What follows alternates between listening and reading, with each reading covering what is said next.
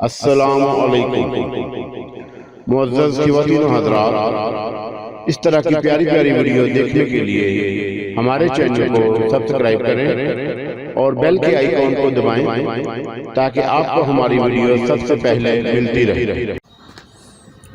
अस्सलामु अलैकुम दोस्तों, पेशे खिदमत है पुजारी एपिसोड नंबर 9। गरदारी अगर तरकीब ना करने पाए महाराज तो आपके चरणों में जगह हासिल करने के काबिल कैसे रहेगा। आप फिक्र ना करें, मेरे दिमाग में एक ख्याल आया है, मैं उसकी तकमील करूँगा। क्या मुझे बताओ, धर्मराज ने दिलचस्पी से पूछा। सुनीता को बहुत कम लोग जानते हैं, यहाँ तक कि महाराज को भी उसके बारे में कुछ नहीं मालूम। और फिर उसकी चुड़ैल नानी को देखकर कोई सोच भी नहीं सकता कि वो उसकी नवासी है। हो सकता है महाराज के सुनीता उस बूढ़ी औरत की नवासी ना हो और बूढ़ी औरत बिला वजह ही उसे अपनी नवासी कहती हो। हमें उससे कोई फ़र्क नहीं पड़ता। बूढ़ी औरत की ज़ुबान बंद कर दी जाएगी कि वो कभी सुनीता को अपनी नवासी ना कहे। वो यही कहे कि सुनीता राजकुमारी है और वो सिर्फ़ उसकी दासी है। हम ये काम कर लेंगे। और उसके लिए महाराज, मेरा एक दोस्त है, आप उसे जानते हैं, उसका नाम गजन सिंह है। मैं उसे सुनीता के बारे में तफसील से नहीं बताऊंगा महाराज, लेकिन दोस्ती के नाम पर उसे कहूँगा कि सुनीता को अपनी भतीजी बनाकर संसार के सामने पेश करे। महाराज, वैसे तो वो खाता पीता आदमी है, लेकिन एक राजकुमारी को परवान चढ़ाने के लिए उसे इतना देंगे कि वो दिल से हमारे लिए काम करे। हम उसे कह देंगे कि वो दुनिया को ये बताए कि सुनीता उसकी भतीजी है और दूसरे शहर से आई है। गजन सिंह के ज़रिए हम उसे बड़े लोगों के अदब व आदाब सिखाएंगे और जब वो सही हो जाएगी तो महाराज उससे फेरे लेंगे। सबसे बड़ी बात यह है महाराज कि गजन सिंह ज़ात के खरे ब्राह्मण हैं और बाकी उनकी असलियत बता देना आपका काम है। मतलब ये कि बरादरी को दिखाने के लिए आप जिस घर की लड़की लाएंगे उस पर किसी को एतराज़ नहीं होगा। गरदारी बोल रहा था और धर्मराज आंखें फाड़े उसे देख रहा था। फिर वो खुशी से गरदारी से लिपट गए। गरदारी, तू ना होता तो भगवान की सौगंध हमारा जीवन अधूरा होता। बड़ा काम किया है तूने गरदारी, हम तेरे लिए बड़ी ही बात रखते हैं मन में। गरदारी दोनों हाथ झुक गया। जेवर्थी कौन थी और उसके बारे में तो शायद कभी तवील अरसे तक किसी को मालूम ना हो सके। वो पुर इसरार वजूद जो कब्र में दफन था, वो जिसके जोहर आहिस्ता आहिस्ता खुलते जा रहे थे, जिसके बारे में ये भी नहीं कहा जा सकता था कि वो जिंदा है या आवारा भटकी हुई रूह। बेशक बचपन के उस हादसे ने सुनीता को डायन बना दिया था। इंसान का कलेजा उसकी मरगूब ग़िज़ा थी। इंसानी खून उसके जिस्म में नई ज़िंदगी दौड़ाता था। लेकिन हकीकत है कि उसकी तकमील जेवर्थी कर रही थी और जेवर्थी उसे जो कुछ सिखा रही थी, आने वाले वक्त में नहीं कहा जा सकता था कि वो दुनिया के लिए किस कदर खौफनाक है। सुनीता वो सब कुछ सीखती जा रही थी जो उससे पहले वो नहीं जानती थी। उसके साथ साथ वो उसे मज़ीद बातें बताती थी। सलोनी को ठिकाने लगाने के बाद जेवर्थी बड़ी मुतमिन थी।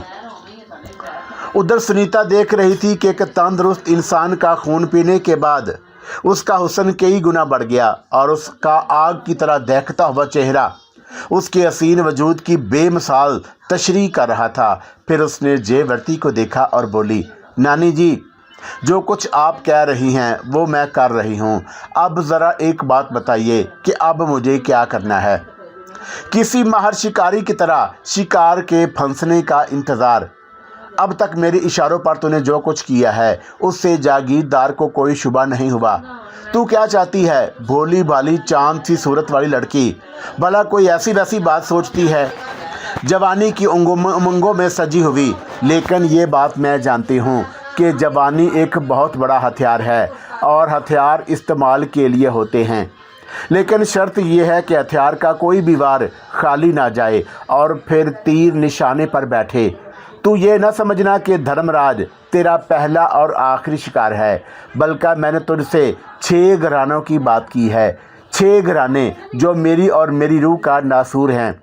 उस नासूर का इलाज करना होगा और उसकी मुआलज तू है। मैं तो जो कुछ तुम कह रही हो नानी जी वही कर रही हूँ। हाँ, बूढ़ा जागीरदार इस काबिल नहीं है कि कोई नौजवान लड़की उसके नाम के गीत गाए, लेकिन ऐसी लड़की उसे बड़ी खूबसूरती से उसे अपने जाल में फांस सकती है। क्या समझ रही हो नानी?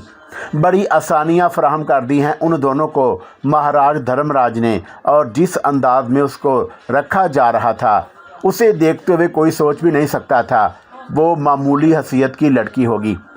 इस वक्त वो बैठी हुई थी कि गिरधारी उसे मिलने आ गया और मुस्कुराकर बोला, कैसी हो सुनीता? महाराज, एहसान मानती हूँ आपका, कोई तकलीफ़ नहीं है हम दोनों को। मैं तुझे एक बात बताऊं सुनीता, अभी तो मैं तुझसे एक बड़े की तरह बोल रहा हूँ, लेकिन कल तेरे सामने हाथ जोड़कर खड़ा हूँगा। क्या तुझे इस बात का अंदाज़ा है? मैं समझी नहीं महाराज। तू इस हवेली की मालिक बन जाएगी, ये काम मैं तेरे लिए कर रहा हूँ, क्या समझी? और उसके लिए तुझे मेरा साथ देना होगा। ऐसा हो सकता है कि ये तेरी नानी यही रहे और मैं तुझे कहीं और भेज दूँ, मगर कहाँ? महाराज गिरधारी जी, मेरा दोस्त है गज्जन सिंह, तफसील मैं तुझे बाद में बताऊंगा, बल्कि तफसील में तेरी नानी जान को बता ही देता हूँ। कहाँ है वो? मैं बुलाती हूँ। और थोड़ी देर के बाद गिरधारी ने बूढ़ी औरत को देखते हुए कहा, देखो माता जी, मुझे लगता है कि तुम अपनी नवासी से बहुत मोहब्बत करती हो, जान छिड़कती हो इस पर, लेकिन तुम्हें इस बात का अंदाज़ा है कि तुम्हारी मौत के बाद इसका क्या होगा? उसी के लिए तो तड़प रही हूँ बेटा, चाहती हूँ कि भवानी माँ उसके लिए कोई रास्ता मुंतखब कर दे। अगर ये बात है तो समझ लो कि भवानी माँ ने उसके अच्छे मुस्तकबल का फ़ैसला कर दिया है। देखो माताजी, महाराज धर्मराज की उम्र सुनीता से बेशक बहुत ज़्यादा है, लेकिन दौलतमंद आदमी कभी बूढ़ा नहीं होता। ये कहो कि दौलत उसे बूढ़ा नहीं होने देती। उस हवेली में धर्मराज की कई बीवियां हैं, आराम से रहती हैं, लेकिन धर्मराज की मंजूर नज़र कोई भी नहीं है। अगर मैं ये करूं कि तुम्हें इस नवासी को उस हवेली की मालकिन बना दूं, तो क्या तुम पसंद करोगी? कैसी बात करते हो बेटा, पसंद की बात करते हो? मैं तो इस काम के लिए अपना जीवन देने को तैयार हूँ। संसार में इस नवासी के सिवा मेरा है कौन? मेरी बेटी की निशानी है ये, भला इससे अच्छी बात और क्या होगी? और मेरे लिए कि भगवान इसे सारे जीवन का सुख दे बेटा। तड़पा दिया है तुमने ये सारी बात कहकर। भगवान की सौगंध, मेरा जीवन ले लो, और अगर ऐसा हो जाए तो बात ही क्या है? बात असल में ये है माँ जी कि कुछ पाने के लिए कुछ खोना पड़ता है। तुम्हें कुर्बानी देनी होगी, मगर कुछ अरसा के लिए। कैसी कुर्बानी बेटा? माँ जी, थोड़ी सी परेशानी होती है। धर्मराज बहुत बड़े जागीरदार हैं, बहुत बड़ा परिवार है उनका, ज़ात पात है। बेशक वो कई शादियाँ कर चुके हैं, लेकिन उनकी सारी की सारी बीवियाँ ऊंची ज़ात से हैं, और बरादरी वाले सिर्फ इसलिए उन पर उंगली नहीं उठा सकते कि उन्हें उन औरतों के ख़ानदान के बारे में अंदाज़ा है। माफ़ करना, तुम्हारे ख़ानदान के बारे में किसी को कुछ मालूम नहीं, क्या समझी? जानती हूँ, मगर उसके बावजूद मेरे पास एक ऐसी तरकीब है कि सुनीता धर्मराज की बीवी बन जाए। क्या तरकीब है? मैं उसे गज्जन सिंह के पास भेज रहा हूँ, जो मेरा दोस्त है, जो उसे अपनी भतीजी ज़ाहिर करके रखेगा। गज्जन सिंह एक इज़्ज़तदार आदमी है और कोई भी उस पर उंगली नहीं उठा सकता। मगर माँ जी, इस दौरान तुम्हें यहीं पर रहना होगा, क्योंकि तुम्हें उसके साथ वहाँ नहीं भेजा जा सकता। फिर जब ये फेरे करा के वापस आ जाएगी तो तुम्हें भी अंदर हवेली में बुलवा लिया जाएगा। तुम बेशक उसकी दास की हैसियत से रहोगी। ये सोचो कि तुम्हारी नवासी को कितना बड़ा नाम मिलेगा। भवानी माँ की कसम, खलूसे दिल से तैयार हूँ, मुझे उस पर कोई एतराज़ नहीं। ये एतराज़ सुनीता को भी नहीं हुआ, और आखिरकार उसे गज्जन सिंह के यहाँ भेज दिया गया। गज्जन सिंह एक खाता पीता आदमी था, ऊंची ज़ात का ब्राह्मण था, और ज़बरदस्त पहुंची थी उसकी। एक अरसे से वो धर्मराज के ख़ास वफ़ादारों में से था, और उसके रहन सहन भी ऊंचे थे। आबादी के खूबसूरत इलाके में उसकी बहुत बड़ी हवेली थी, जिसका एक हिस्सा मर्दाना और एक जनाना था। दरमियान में एक बाग था जिसे काफ़ी खूबसूरत बनाया गया था। बहुत से मुलाजिम और मुलाजमाएँ यहाँ मौजूद थी, और फिर अब तो सूरत हाल ही बदल गई थी, क्योंकि गिरधारी ने महाराज धर्मराज के काम के बारे में बता दिया था। अलबत्ता गिरधारी ने असल बात गज्जन सिंह को भी नहीं बताई थी। बस इतना बताया था कि एक लड़की है जिसे धर्मराज महाराज ने आने वाले अपने पति बनाने वाले हैं और यहाँ रखकर उसे बड़े लोगों के अदब व इदाब सिखाए जाएंगे और वो महल की मालकिन का किरदार अदा करेगी। बहरहाल इस सिलसिले में तमाम प्रोग्राम तरतीब दे दिए गए और धर्मराज के वफादार ने अपना ड्रामा भी बताया। यानी उसने बताया कि उसके दूर का रिश्तेदार मर गया है और वो उसके लावारिस बेटी को लेने जा रहा है। फिर जब सुनीता गजन सिंह के घर आई तो सब उसके हुस्न को देखकर दंग रह गए। सबसे बुरी हालत गजन सिंह के बेटे सत्य प्रकाश की थी। सत्य प्रकाश सुर्ख व सफ़ेद, बुलंदो बाला कद और हसीन नक्श का मालिक था। तालीम हासिल कर रहा था। शक्ल व सूरत में बेमिसाल था। उसने सुनीता को देखा तो उसकी आंखें खुली की खुली रह गईं। वो सुनीता के बारे में न जाने कैसे कैसे ख्वाब देखने लगा। दूसरी तरफ सुनीता उदास घर के माहौल से कोई दिलचस्पी नहीं थी। वो जानती थी कि ये सब उसके गुलाम हैं और उसने किसी को निगाह भरकर भी नहीं देखा। ये घर तो उसके लिए तरबियत गाह था, चुनाचा वो किसी को अहमियत नहीं देती थी। हालांकि गजन सिंह के लड़के भी थे और लड़कियां भी थी, लेकिन सुनीता उन्हें करीब नहीं आने देती थी। वो सोचती थी कि ये सब उसके म्यार के लोग नहीं हैं।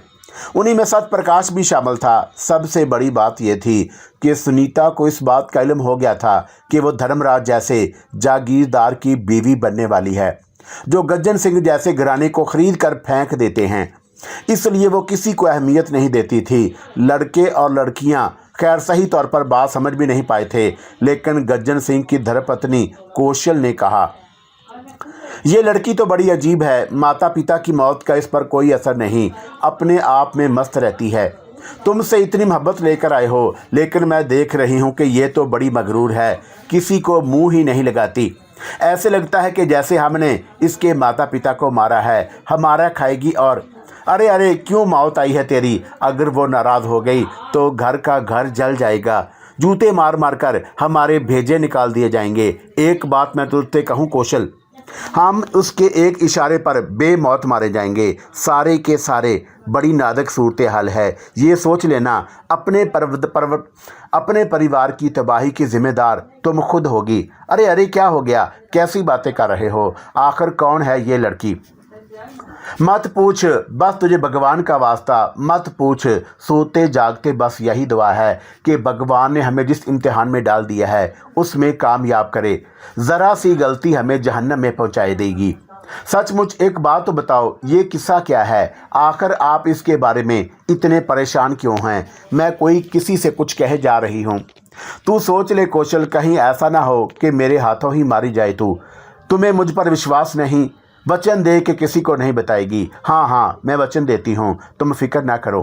तो सुन, भला तुझसे ज़्यादा और कौन जान सकता है कि मेरे कितने दोस्त हैं, कितने साथी हैं। सारी बातें तो तुझे मालूम हैं। कोई भी नहीं था मेरा, ना ये मेरे किसी भाई की बेटी है। अरे बौली, मेरा भाई तो था ही कौन। बस यूँ समझ ले कि ये हमारे महाराज धर्मराज की होने वाली पत्नी हैं। मगर धर्मराज महाराज तो पहले ही से इतनी सारी पत्नियां पाले हुए हैं। सारे के सारे गजन सिंह की तरह बेवकूफ़ थोड़ी ही हैं कि बस एक पाल कर सारा जीवन उसी के साथ बिता देते हैं। बहरहाल तू ये समझ ले कि अगर वह खुश हो गए तो हमारे घर में लक्ष्मी आ जाएगी, और अगर ये बिगड़ गई तो झाड़ू फेर जाएगी। कमाल है, ये तो बड़ी अजीब बात है। समझ ले कौशल, और तुझे अब उसी तरह से करना है। कौशल बहरहाल अपने आप को जहनी तौर पर उसके लिए तैयार करने लगी और सारे मामलात ठीक ठाक चलते रहे। उधर हवेली का काम भी हो रहा था। धर्मराज की सब बीवियां उसके मामलात में मुदाखलत नहीं करती थीं। बाकी सारी बीवियां तो बाद में आई थी और बस ऐसे ही धर्मराज की अय्याशियों का नतीजा थी। लेकिन रूपमती खुद एक बहुत बड़े जागीरदार की बेटी थी और सबसे बड़ा मसला उसी का था। चुनाचा धर्मराज गिरदारी भी इंसान था, बह गया तो मुसीबत बन जाएगी। रूपमती भी मामूली जागीरदार की बेटी नहीं थी, दुश्मनी बढ़ जाएगी। इधर सुनीता एक नई जिंदगी से रोशनास थी। आने वाले वक्त का ख्याल उसके दिल में हलचल मचाए हुए था। ना जाने ऊंट किस करवट बैठे, ना जाने हालात क्या रुख इख्तियार करें। अभी तक तो जिंदगी उसी तरह गुजर रही थी। सीने में जवार बाटा उठते थे। जवानी बहरहाल बहते पानी की मानद होती है, बांध बांधो तो कहीं ना कहीं से बह ही निकलती है। अक्सर तन्हा रातों में उसके बदन में भी खिंचाव पैदा होता था। एक बेनाम सी आरज़ू जो कई बार मुख्तलिफ शक्लों में उसके सामने आ चुकी थी, खुद उसके अपने वजूद में जन्म लेने लगी थी। ऐसे मौक़ों पर अजीब सी बेकली तारी हो जाती। कितने दिनों जे वर्थी से नहीं मिली थी। वो जानती थी कि जे वर्थी बहुत ज्ञानी है, लेकिन ये उसका ख्याल था। जिस वक़्त वो बैठी सोच रही थी कि जे वर्थी ज्ञानी है, उस वक़्त जे वर्थी से उसका फासला है, तो उसकी निगाह दीवार पर लगी एक तस्वीर पर जा पड़ी। तस्वीर के फ्रेम के ऊपरी हिस्से पर एक बड़ी सी मक्खी बैठी उसे देख रही थी। और अब सुनीता को कोई शुबा नहीं रहा। पहले तो वह अपना वहम ही समझी, लेकिन अब उसने गौर से देखा, मक्खी अपनी जगह छोड़कर उड़कर उसके सामने आ गई थी और फिर उसके पांव बुलंद होते चले गए। ऊपरी हिस्से पर जेवर्थी का चेहरा मुस्कुरा रहा था। ये मुस्कुराहट इस कदर मकरू थी कि देखने वाले को कराहत महसूस हो। लेकिन बहरहाल सुनीता का और उसका काफ़ी वक्त साथ गुजरा था। सुनीता हैरत से बोली, नानी जी आप? हाँ, मैं तुझसे दूर कब होती हूँ? यानी आप हमेशा मेरे साथ रहती हैं? नहीं, हमेशा तो नहीं, लेकिन दिन में एक आध चक्कर ज़रूर लगा लेती हूँ तेरे पास। वहाँ हवेली में भी तो रहना पड़ता है ना मुझे। नानी जी मैं कैसी जा रही हूँ? बिल्कुल ठीक, तू ये समझ ले कि मेरे सारे सपने पूरे हो रहे हैं। मैं जानती हूँ कि आजकल उधर क्या हो रहा है। किधर? हवेली में। लो मैं तो यहाँ हूँ। मैं क्या जानूँ, मगर भूल जाऊँगी। नानी एक बात तो बताओ। हाँ बोल। नानी ये तुम मक्खी बनकर हर जगह कैसे पहुँच जाती हो? क्या तुम जादू मंत्र जानती हो? जवाब में जेवर्थी मुस्कुरा दी। फिर उसने कहा, मेरा नाम जेवर्थी है, इल्म का समंदर। अगर तूने मेरी सारी आरज़ुएं पूरी कर दी तो मैं तुझे एक तोहफ़ा दूंगी जो तुझे अमर कर देगा। बस इससे ज़्यादा ना पूछ। और सुनीता खामोश हो गई। सत्यप्रकाश कोई अबौश नौजवान नहीं था। एक इज्जतदार बाप का इज्जतदार बेटा था, लेकिन उसने ज़िंदगी में पहली बार चोट खाई थी। एक निगाह सुनीता को देखा था और उसके दिल में एक सुराख हो गया था। उस सुराख से मोहब्बत की नमी रसने लगी, सीने में टीसें उठने लगी।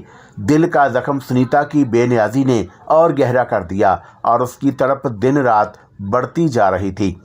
वो चोरों की तरह किसी भी कोने से सुनीता को देखता रहता और उसके दिल में ये आरज़ू शदीद हो गई थी कि वो उसकी जानब मतवज्जा हो और उससे बात करे, उससे मोहब्बत करे। और उसकी रातों की नींदें हराम हो गई थी। लेकिन बहरहाल वो खुद को संभाले हुआ था। वो सुनीता का जायज़ा ले रहा था और वो अभी किसी पर अपनी कफियत का आधार नहीं करना चाहता था। गज्जन सिंह ने जैसा कि सबको बताया था, सिवाय अपनी बीवी कौशल के कि सुनीता उसकी भतीजी है। एक ऐसे भाई की बेटी है जो ज़िंदगी में कभी उससे नहीं मिलता था, मगर मौत के बाद ये मजबूरी हो गई कि वो सुनीता को अपने घर ले आया। उधर सुनीता थी कि उसने अपनी ज़िंदगी के गिर्द एक आहनी हिसार कायम कर रखा था। आज तक वो घर के किसी फर्द से गुली मिली ही नहीं थी और उनके साथ उठती बैठती भी नहीं थी। कितनी ही बार सत्यप्रकाश को एहसास हुआ था कि यह अनोखा मेहमान अपने मेज़बानों को अपना गुलाम समझता है, और हैरत की बात यह थी कि मेज़बान उसकी पजीराई करते थे। बहरहाल ये पुरइसरार लड़की सत्यप्रकाश की समझ में नहीं आई थी। वक़्त गुजरता रहा और सत्यप्रकाश के दिल की आग भड़कती रही। फिर उस रात तो वो अंगारों पर लौट रहा था। उसका दिल उससे बागी हो गया था। वो उसे खौफनाक मशवरा दे रहा था, चीख चीख कर कह रहा था कि महबूब के विसल के लिए दुनिया के इक़्तिदार ठुकरा दिए जाएं। दिल की चीखें बर्दाश्त से बाहर हो गई। वो अपनी जगह से उठा और सुनीता की ख्वाबगाह में चल पड़ा। ख्याल यार के सिवा कोई एहसास उसके दिल में नहीं था। कायनात सो रही थी, रात जाग रही थी और माहौल उस खौफनाक रोशनी में बड़ा दिलकश लग रहा था। या फिर दिलकशी उस हसीन वजूद की थी जो एक कच्ची कली की तरह महवे ख्वाब थी। मसहरी के गिर्द गुलाबी रंग के पर्दे लर्ज रहे थे और आसमानी रंग के बारीक लिबादे से जवानी की शराब झलक रही थी। बाल घटाओं की तरह बिखरे हुए थे। गुलाब की पत्तियां अध खिली उन सच्चे मोतियों की नुमाइश कर रही थी जो पत्तियों के दरमियान गिलाफ में रखे हुए चमक रहे थे। सारा वजूद एक हसीन आबशार बना हुआ था और वो धीमे धीमे बह रहा था। उस हसीन मंजर को देखकर सत्यप्रकाश पथरा गया और उसने अपने आप को नीम गशी के आलम में पाया। सुनीता ने करवट बदली और आंखें खोल दी और सत्यप्रकाश को हैरान आंखों से देखा। इंसान थी, नादक थी, सारी बातें अपनी जगह, कुदरत ने उसकी तकदीर में जो तहरीर कर दिया था, उस तहरीर को कोई मिटा नहीं सकता था। जहां वो एक खौफनाक नागन के रूप में झलकती, वहीं एक नौजवान और अल्लड़ दोशीदा भी थी। और जिस वक़्त नागन ना होती तो ऐसी मासूम होती कि देखने वाला उसकी मासूमियत पर कुर्बान हो जाए। इस वक़्त वो उसी कैफियत में थी, चुनाचा उसका बदन होले होले कांपने लगा, पेशानी पसीने से तर हो गई, झील जैसी आंखों में खौफ की स्याही फैल गई और नाजुक पत्तियां खिल गईं, मोती बिखर गए और उसकी लड़ती हुई आवाज़ उभरी, कौन कौन हो तुम? सत्य प्रकाश। हाँ, मैं जानती हूँ, क्या बात है? मैं सत्य प्रकाश के मुंह से इतना ही निकला था कि कदो कामत, रंग तो रूप और जो कुछ भी था ऐसा नहीं था कि देखने वाला देखे और नज़रअंदाज कर दे। कुछ लम्हे के लिए वो भूल गई कि जयवर्ती ने उसे क्या सिखाया था या यहाँ वो किस मकसद के लिए आई है। उस वक़्त वो एक मासूम और अल्लड़ लड़की की ज़ुबान बोल रही थी। उसने कहा, बैठो ना। सतप्रकाश को अपने कानों पर यकीन नहीं आया। आज तक उसने सुनीता की जो फितरत देखी थी, उसमें गरूर था, तकब्बुर था, एक बर्तरी का एहसास था, लेकिन उसके लहजे में फ़र्क था। सतप्रकाश की भला क्या हिम्मत हो सकती थी कि उसके बराबर उसकी मुसहरी पर बैठ जाए। वो ना बैठा तो सुनीता फिर बोली, बैठो ना। सतप्रकाश को यूँ लगा कि जैसे उसके अज़ा उसके हुक्म की तामील कर रहे हों। वो बैठ गया और उसके दिल में कमल खिलने लगे। कैसे आना हुआ, बोलो। दिल की तड़प ने मजबूर कर दिया। बुरा मन माना हो तो माफ़ कर देना। पहले तो तुमने कभी मेरी तरफ रुख नहीं किया था, बस ना जाने कब से हिम्मत बांध रहा था। हिम्मत तो ना हो सकी। उस लम्हे ये सोच कर निकला था कि बस आज मैं तुम्हारी तवज्जो हासिल ना कर सका तो जान दे दूंगा। सुनीता ने चौंक कर उसे देखा। वाकई उसका ज़हन कुछ और कह रहा था, कुछ और चाह रहा था। सामने जो नज़र आ रहा था वो हसीन था, चौड़े चकले बदन का मालिक, नरम नरम खूबसूरत आंखें। ये तो बड़ा ही अनोखा है। लेकिन फिर जयवर्ती उसके दिमाग में कुलबुलाई और उसके अल्फाज याद आए, जवानी को सस्ते दामों फरोख्त करना ठीक नहीं, और अगर वह जज्बात के धारे में बह गई तो कुछ ना पा सकेगी और एक मामूली सी औरत की तरह ज़िंदगी गुजार देगी। चुनाचा उसने खुद को संभाला और अब उसका लहदा बदल गया। तुम्हारा नाम सतप्रकाश है शायद? हाँ सतप्रकाश, ये मेरे सोने का कमरा है और गजन जी ने मुझे ये कहकर यहाँ बुलवाया था कि मैं यहाँ महफूज हूँ। क्या तुम्हें इस तरह मेरे कमरे में आना चाहिए था? सतप्रकाश के वजूद में जितने फूल खिले थे, सब की पत्तियाँ टेढ़ी हो गईं और उसने फटी फटी आंखों से उसे देखा। अनोखी है, बड़ी अनोखी। यही तो खूबी है इसकी। कभी दिल के कमल की तरह खिला देती है और कभी ऐसे जला देती है कि मानो कोयला हो। और वो फिर बोली कि तुम जानते हो मैं कौन हूँ? अप्सरा हो, आसमान से उतरी हो, वरना इतनी पत्थर दिल तो ना होती। सुनो, मैं तुम्हें सिर्फ इतना बता सकती हूँ कि अगर किसी को इल्म हो जाए कि तुम इस तरह चोरी चोरी मेरे कमरे में आए हो तो तुम्हें पत्थरों से कुचल कर हलाक कर दिया जाएगा। मैं नहीं चाहती कि ऐसा हो, इसलिए खामोशी से लौट जाओ। मैं उसे तुम्हारी पहली भूल समझकर माफ़ कर सकती हूँ। सतप्रकाश के पूरे वजूद में अंधेरे से फैल गए, सारी रोशनियाँ बुझ गईं, तारीकियाँ उमड़ आई और फिर भी उसने डूबती हुई आवाज़ में कहा, सुनीता, बस अब और कुछ नहीं, निकल जाओ मेरे कमरे से। इससे पहले कि ये रात छुपाना मेरे लिए मुमकिन ना रहे, तुम चले जाओ यहाँ से। सतप्रकाश मशीनी अंदाज में खड़ा हो गया, फिर लड़खड़ाते कदमों से चलता हुआ कमरे से बाहर निकल गया और सुनीता उसे जाती देखती रही। बड़ी उदास हो गई थी। वो खामोशी से उसे देखती रही। फिर मध्यम सी सांस लेकर उसने गर्दन घुमाई तो कार्नस पर वही बड़ी मक्खी बैठी हुई नजर आई, जिसका चेहरा जयवर्ती का चेहरा था। जयवर्ती ने रूप ना बदला, लेकिन उसका चेहरा बहुत बड़ा हो गया, इतना बड़ा कि हैरत हो। पतले पतले बारीक पाँव और दीवार से चिमटे हुए थे और उसके मकरू चेहरे पर एक बेहानक मुस्कुराहट थी और उसके होंठ हिले और उसकी आवाज़ उभरी, तुझे कहना चाहिए था उसे कि ऐ पगले, निराश ना हो, तेरा भी वक्त आएगा। सुनीता, ये मैं तुझसे कह रही हूँ। तेरे मन में उसका प्रेम जागे तो ये ना सोचना कि तू मजबूर है और अपने प्रेमी को कभी हासिल नहीं कर पाएगी, और उसका भी समय आएगा। अगर तूने तेरे मन में जगह हासिल कर ली है तो मैं तुझसे वादा करती हूँ कि तुझे उसकी कुर्बत दूंगी, वो दूंगी जो तूने कभी हासिल ना किया हो। क्या समझी? जयवर्ती, उसे अपने मन में लगाए रखना। जयवर्ती कभी तुझे निराश नहीं करेगी। जयवर्ती, तू जेवर्ती होती है, सिर्फ देने के लिए, लेने के लिए नहीं। और देख ले कि एक ऐसी हवेली तेरा इंतज़ार कर रही है जिसे अंदर से देखने के सिर्फ ख्वाब देखे जा सकते हैं, और ये ख्वाब पूरे करना किसी के बस में नहीं होता। क्या समझी? जेवर्ती का मनहूस चेहरा छोटा होता गया और उसके बाद उसने दीवार पर पांव जमाए और भिनभिनाती हुई अपनी जगह से उड़ी और एक खुली खिड़की से बाहर निकल गई। सुनीता ने आंखें बंद कर ली थी और बंद आंखों में सत्यप्रकाश का चेहरा और उसकी लड़खड़ाती हुई चाल की तस्वीर उभर आई और उसके होंठों से एक मदम सी आवाज़ निकली, भगवान, क्या मैं इंसान हूँ? सारी बातें अपनी जगह थी, लेकिन उसमें कोई शक नहीं था कि सुनीता बहरहाल इंसान थी। इंसान के सीने में दिल होता है, दिल में अरमान होते हैं, हर तरह के एहसासात भी होते हैं। और फिर सुनीता का माजी तो रोज़े रोशन की तरह अय्या है। गौर किया जाए तो ये बात खुलकर सामने आ जाती है कि उसका इन मामलात में कोई कसूर नहीं था, वो तो बिल्कुल बेगुनाह थी। एक बदबख्त ने उसे ज़िंदगी के गलत रास्तों की तरफ डाला, माँ बाप छीन लिए उसे, बड़ी बेबसी की मौत का शिकार हुए थे वो लोग। लेकिन उस बदबख्त की वजह से एक शैतान ने जन्म लिया जिसकी मसाल मुमकिन नहीं होती। सुनीता दर हकीकत एक मासूम दरिंदा थी, अपनी कफ़ियतों से बेनियाज। जो आदत उसकी फितरत में शामिल हो गई थी उसमें उसका कसूर नहीं था, बस हालात ने उसे उस रुख पर डाल दिया था। क्या करती बेचारी?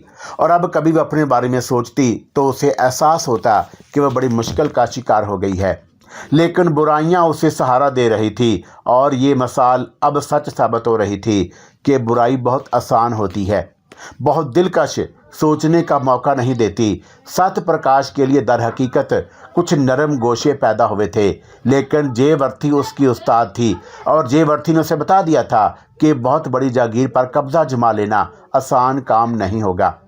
रानियों की तरह धर्मराज की जायदाद पर हुक्मरानी करने का एक ही तरीका है कि धर्मराज को अपने जाल में गिरफ्तार रखा जाए और उससे पूरा पूरा फ़ायदा उठाया जाए। इसमें भी कोई शक नहीं था कि सुनीता पर सही महीनों में अब जवानी आ रही थी और उसकी दिलकशी बेपनाह होती जा रही थी। सत्यप्रकाश जैसे लोग जिस कदर भी मुतासर होते कम था। उधर धर्मराज अपने तौर पर दिन रात इंतज़ार कर रहा था और उसकी रातें तड़पते हुए गुजर रही थी। पूरा 1 महीना गुजर गया।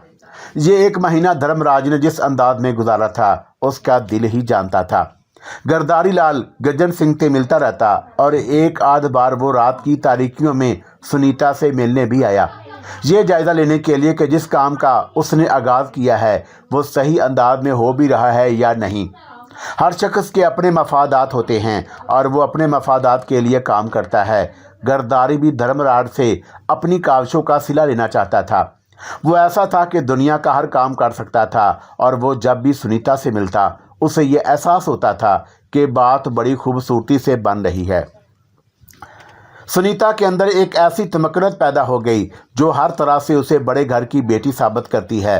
बहरहाल गरदारी भी मुतमिन था। फिर एक शाम धर्मराज ने उसे तलब कर लिया। धर्मराज का चेहरा उतरा हुआ था और उसने बेकरारी से कहा, कब तक हमारे सब्र का इम्तिहान लोगे गरदारी जी? हम उसके लिए पागल हुए जा रहे हैं। बताओ, हमारे मन को शांत कब करोगे?